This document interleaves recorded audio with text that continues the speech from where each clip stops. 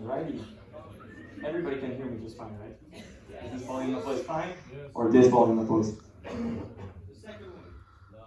I love you. Okay, guess I'll start this. So hi, I'm Patricio, I think. So I stand before you with a bit of a bold statement, which obviously you might be questioning, why would I even put this as a title of the presentation when I myself consider myself an introvert? I'm just annihilating the existence of how many people in here, right? So just to start, I'm gonna make a bit of a confession, and that is that I am absolutely terrified at the moment, but I am keeping it under control because this is a message that I want to tell everybody in this moment. That, let's see, I'm going to defend that there is no such thing as an introvert, because sometimes that box or label that we use can end up just limiting us from ever even realizing that we can do all the things that we thought were delegated to some other type of personality, to some other type of people that were born with a certain set of traits or characteristics. But yeah, the reason I'm coming up here is exactly because of this. I am specifically terrified of stages. I'm especially terrified of going up and being before so many people. So to show you that it's not like a wall that can't be crossed, now I'm standing before you.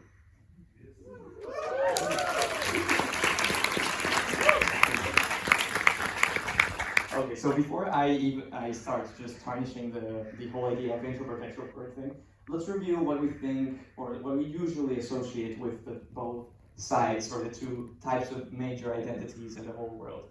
So everybody knows that extroverts are talkative, charismatic, and hypersocial machines that never sleep.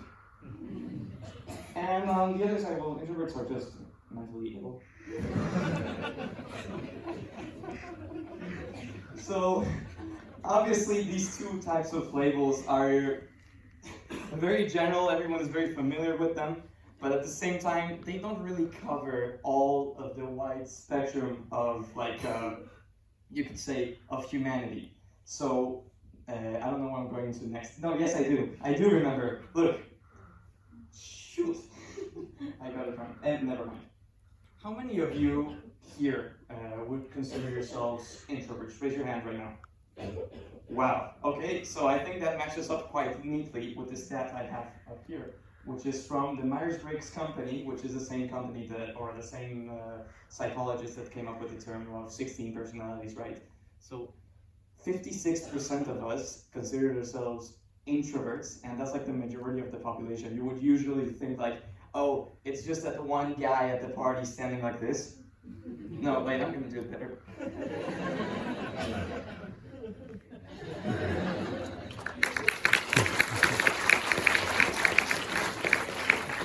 Are the tests gone already? So, the reason, obviously, when we come up with many issues, like when you realize as an introvert or an extrovert that you don't match up with every single type of person, sometimes you need to cool off, you need to take your own space, or sometimes you actually need to go outside and recharge with people. Then you start feeling, well, maybe if I treat myself as an introvert or an extrovert, this could help me start actually being more comfortable and socialize in a way that's healthier for me and for others around me. Become more talkative, you become more comfortable with others. It's just a more enjoyable time. And yes, although you can say I'm an introvert and they say I will take my time off, it's a very, I take your time off, that's a good thing, until you hit the limit of what that label can do to help you. The next thing I would like to share is a little story. This was me in 2019 when I did a Halloween dance where roughly you had to go with 30 people or 20 people of a group. Everybody would dress up the same way and would make a dance prepared for like a month or two before, and then come up with their mixtape and dance in front of everyone of the whole school, which is like, well, yeah, like 300 people or something. So then it's like, no, 1,000 people actually. I'm sorry, Mexico is terrifying. And I went alone. So I was the first person to have done that before in that school, which was founded in like 1940 or something. But then when I got up there, all of my terror just disappeared. I was incredibly nervous. I was talking before with one of my best friends who's also a very shy person. So he was like, "Are you sure you're gonna be okay? Are you sure you're gonna be okay?" I'm like, "I can't think of that right now because I'm gonna deactivate if you keep mentioning that." So I just got up, I danced faster. I'm still looking for that video, by the way. I'll send it to you once. But the thing is, I get down, and the roar of the crowd in front of me, of friends, of even family members who were in the crowd, was so overwhelming, and but in such a powerful, good way.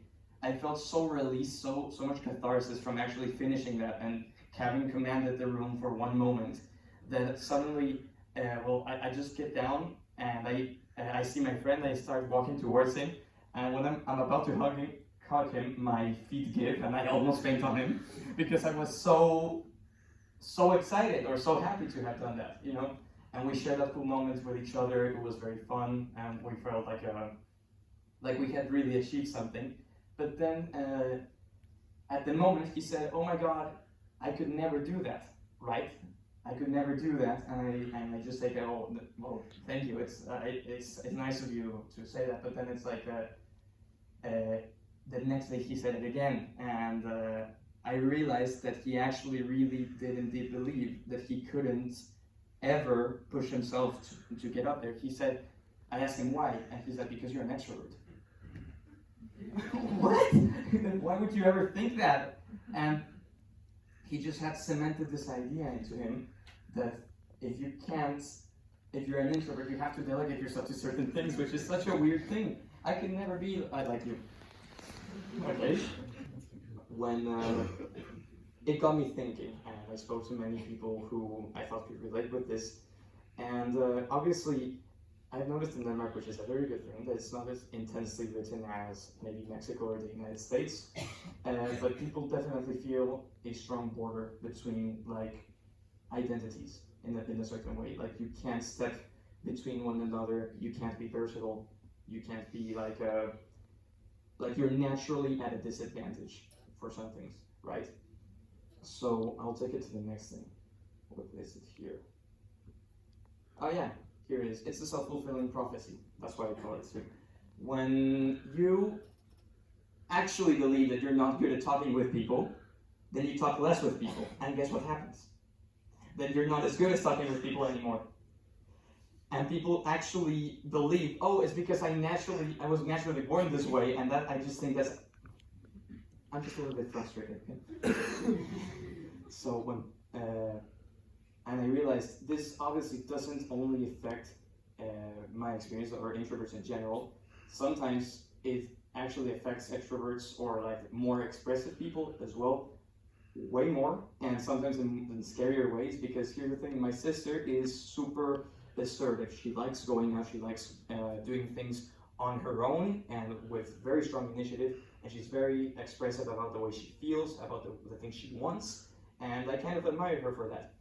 But one of her weaknesses, and that she is already working on, but she didn't realize until recently, is that the people who seem like they have everything figured out, or that seem like they're so confident and so external, like you can see everything about them on the outside, can also be the people who need the most help. Because you would never realize it, right? It's completely hidden under the surface and it could be invisible, right? So sometimes introverts might feel invisible when in reality anyone, and sometimes it can be quite the opposite reality when others are the ones that are not really being known by others, you know? So what I'm trying to say is that all of that is crap, bullcrap. Don't ever believe that that you have some sort of personality type. Also, all those tests you see in the internet, they might be good for a few months, but never stick to them. Especially I saw the other day a stupid video that made me kind of angry, and it's kind of the reason. No, not the reason, but maybe a little bit angry. in YouTube you see all these like, oh, there are 4 types of introverts. What type of introvert are you? And I'm like, no, you're not helping anyone, right? So let me take it to the next thing, or, oh yeah. Just before a little video I'm going to play at the end. It's, let me say this, all of you, especially the people who are most afraid to be in my place right now, you should definitely come up here, because in the EFC especially has been such a like a humbling experience, because I get up with people and I'm expecting to be tested for things. I'm expecting to be afraid of things, and suddenly people are so humble and so kind that I get angry in my head, because I'm expecting them to like, how do I put this? It's like I'm neurotic. It's being neurotic, basically, because people are so kind here that you have the perfect environment to throw yourself out, to try new things, and especially to break the limits you thought you had. Because especially the things that you say, oh, I can't do this because I am X. Those are the things you should definitely aim for first. If you say, I can't run a marathon because I hurt my leg, sure, that's right there. However, things that are only in your head, that's BS. Get it out of your head, and promise me at least that you think about it, and that you will try to get up here with me. Thank you.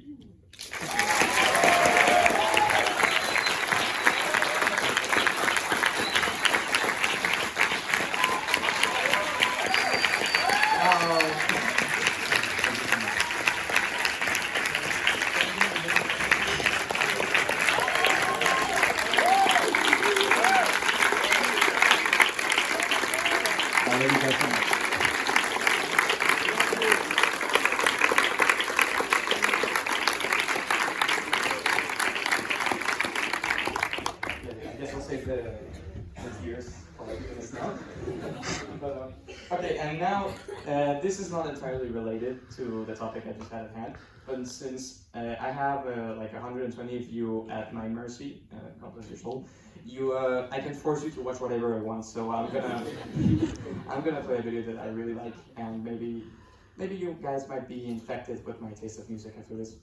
So it's just a video about called Shelter by Porter Robinson. He's a DJ, and he made a video that's about loneliness. So you guys might really relate. I'm kidding. Oh no, I might relate. Whatever. Enjoy!